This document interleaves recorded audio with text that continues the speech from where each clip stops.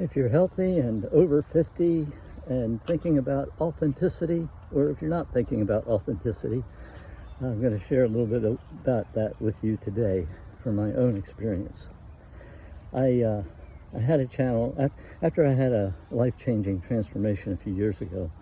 The end of that was last year. I started Authentic Old Guy on YouTube, and I still have that channel, but I'm kind of closing it down for this one because my audience there was very broad.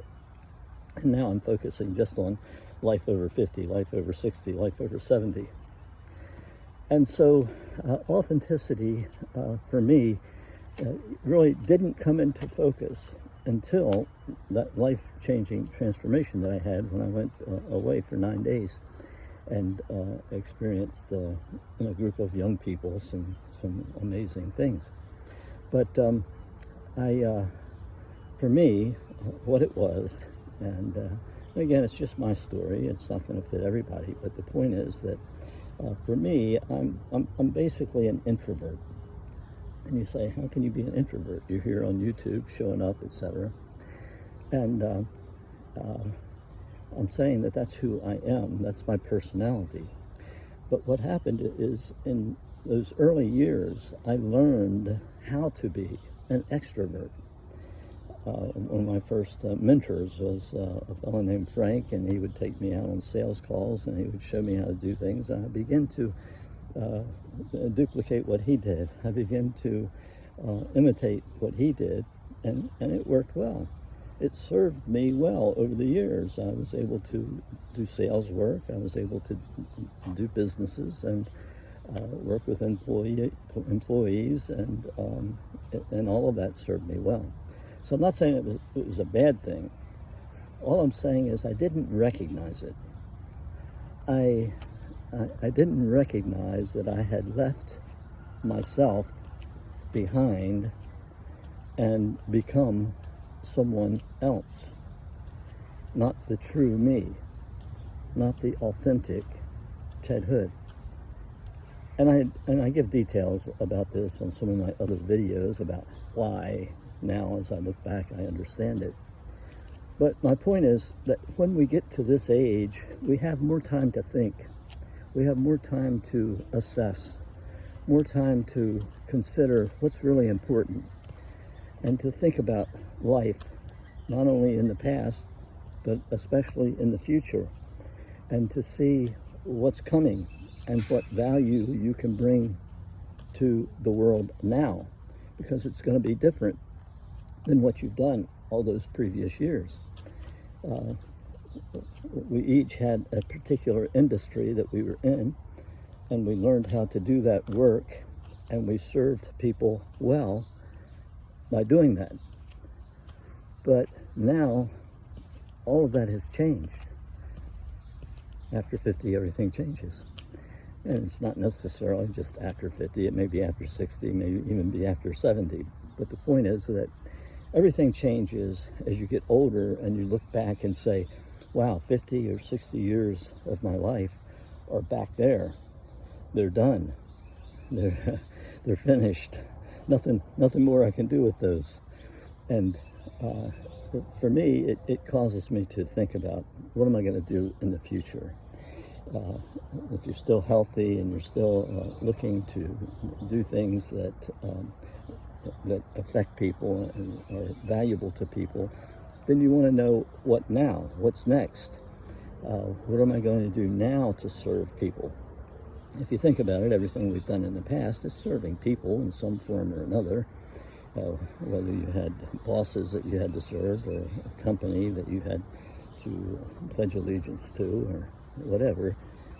We're serving people. I mean, that's the value of what we bring to the world, is to find out what our talents and abilities are, and what we can do well and what we don't do so well, and let people do the things that we don't do so well, let others do that, and we focus on what we do well. And so serving people all those years is what we've done. And I'm just challenging to think now about the idea that you're going to continue to serve people, but how? What's that new thing look like for you? Now you have time to think about that. Now you have time to put it into perspective and say, this is who I really am, and now this is who I really want to be. Let me just tell you how this introvert-extrovert thing worked for me. I was so involved in the businesses and sales programs and all the things that I did that the first time the writing urge came out, and that's an indication that you're an introvert. If you enjoy writing, if you enjoy planning and thinking big, those are kind of introvertal things that you're doing. I don't know if that's a word. So the first thing I did after I sold my business early on, after being in it for about 15 years, I wrote the book, Building a Purposeful Business. And so even then I was thinking about purpose, but I didn't really have it, I didn't really understand it as I do now. But it was like the first thing I did. And so I spent like 6 months to almost a year putting all that together and focusing on that. And it was a lot of fun, and it was very encouraging, and it was very satisfying.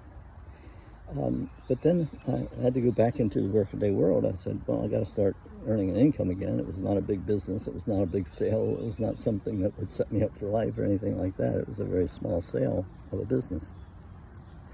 And so I got back to doing the stuff of life and kind of left the writing aside. Didn't think too much about it. And that went on for years. And so you see, that for me, that is what is the thing that really kind of made it not work for me. That is just becoming an extrovert and doing the things that I needed to do at the time. I kind of became that new person and imitated other people and kind of lost myself. Lost that introvert. Lost that person who really, really enjoys writing. Now, I'm not a great writer, so it's not because I'm a Hemingway. It's not anything like that. It's just because of the satisfaction. It's because of the joy of doing it. A lot of people are writing books today, and it's really just because of that. You don't write a book today if you're a nobody to make money. I can assure you of that. And so it's because it's something on your heart, and it's something that you want to do, and it's something that's coming from the inside out. And so these are all the topics that we discuss at my community, Profound Pursuits, and the link for that is here right on my site, and a post. And then I specifically do one-on-one work with people to kind of take them through a process like I went through myself. One of them's a 30-day challenge, and another one's a 9 days. But that's what we do here on this channel and on Profound Pursuits. So I encourage you to check it out. Just go there, read the About page, listen to my 2 short videos there about why I started that community. And I'd love to have you to join. It's a free community, and that's where we can chat and get to know one another better. It's where we can, every Wednesday we have a Zoom meeting, and that's where we get together and see each other face to face. No AI. It's the real you and the real me on there. Even though we may be continents apart, we still get to see one another there. So I'd love to have you there. Look forward to it. Profound Pursuits. See you soon.